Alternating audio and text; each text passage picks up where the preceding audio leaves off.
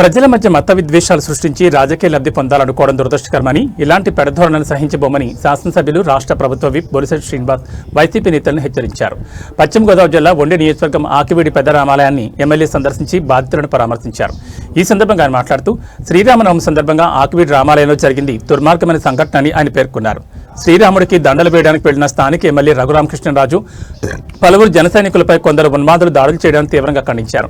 భారతదేశంలో ఆంధ్ర రాష్ట్రంలో ఒక రామాలయంలో రాముడికి పూజలు నిర్వహించడానికి తమ అనుమతి తీసుకోవాలని ఒక వర్గం వారు అనడం పరిస్థితి తీవ్రతకు అద్దం పడుతుందని అన్నారు.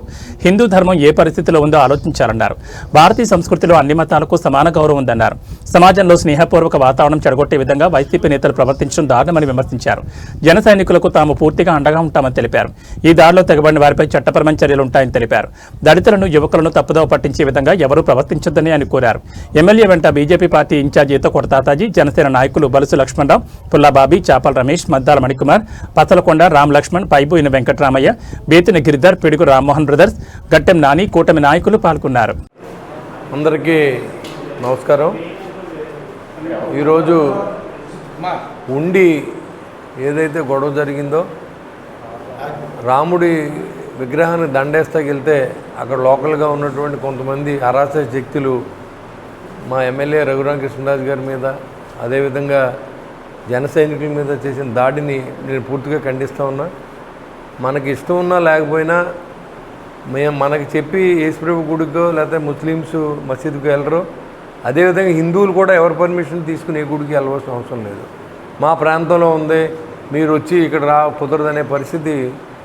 రాముడి గుడిలో దండెత్తానికి ఆంధ్ర రాష్ట్రంలో పర్మిషన్ తీసుకుని ఇవ్వాల్సిన పరిస్థితి వచ్చిందంటే మరి స్వధర్మం హిందూ ధర్మం ఏ రకంగా ఉందో కూడా మనం ఆలోచించాల్సిన అవసరం ఏర్పడుతూ ఉంది. మరి అదే ఆలోచన హిందువులు కూడా చేసి ఉంటే మరి పరిస్థితి వేరే ఉంటుంది. కాబట్టి మనం ఎప్పుడు కూడా ఈ రకమైన రెచ్చగొట్టే విధంగా ఎమ్మెల్యే మీద దాడి చేస్తే ఏమవుతుంది, లేకపోతే కుర్రోళ్ళని కొడితే ఏమొస్తుంది, మనకేం రాదు కదా. ఇప్పుడు అదేవిధంగా మన బలవంతులు అయితే బలహీనలు కొట్టేయాలన్న ఆలోచన మంచిది కాదు. మన ధర్మాన్ని మనం గౌరవించుకుంటూ మరి క్రైస్తవ ధర్మాన్ని కూడా మనం గౌరవిస్తూ ఉన్న భారతీయ సంస్కృతి అది. అంతేగాని మేము అంటే ఇప్పుడు అదే రకంగా మేము ఎప్పుడు అనలేదే, మీరు ఎప్పుడు చర్చిలకు రావద్దనో లేకపోతే ఇక్కడ ముస్లిమ్స్ రావద్దనో ప్రార్థన చేయొద్దని మేము చెప్పలేదు. ఎప్పుడు హిందువులు ఇళ్ళ మధ్యనే క్రిస్టియన్స్ ఇళ్ళు ఉంటాయి, క్రిస్టియన్స్ ఇళ్ళ మధ్యనే హిందువులు ఇళ్ళు ఉంటాయి, అందరూ కలిసి ఉంటాం. మరి సమాజంలో అలా కలవట్లేదు. ఎందుకు కలవట్లేదో నాకు అర్థం అవ్వట్లేదు. ఏ శక్తులు పనిచేస్తున్నాయో నాకు తెలియదు. కానీ అమాయకమైనటువంటి దళిత సోదరులందరినీ కూడా డైవర్ట్ చేసే విధంగా ఇవాళ వైసీపీ పార్టీ కొంతమంది నాయకులు బ్యాక్గ్రౌండ్ ఉండి ఇలాంటి పనులు చేయించడం కరెక్ట్ కాదు. యువకులంతా బలైపోతూ ఉన్నారు. కాబట్టి ఇవన్నీ కూడా మేము పూర్తిగా ఖండిస్తూ ఉన్నాం. పూర్తిగా మా జన సైనికులందరినీ కాపాడుకునే బాధ్యత పవన్ కళ్యాణ్ గారు తీసుకున్నారు. ఖచ్చితంగా మేమంతా కూడా వాళ్ళందరికీ మేము దగ్గరుండి కాపాడుకునే బాధ్యత ఎమ్మెల్యేలుగా మాకు కానీ జన సైనికులు కూడా ఉంది. ఖచ్చితంగా వాళ్ళకి మేము సపోర్ట్ చేస్తూ ఉన్నాం. ప్రభుత్వం తన చట్టం తను చేసే పని తను చేస్తూ ఉంటుంది. మనం ఏం చేయవలసిన అవసరం లేదు.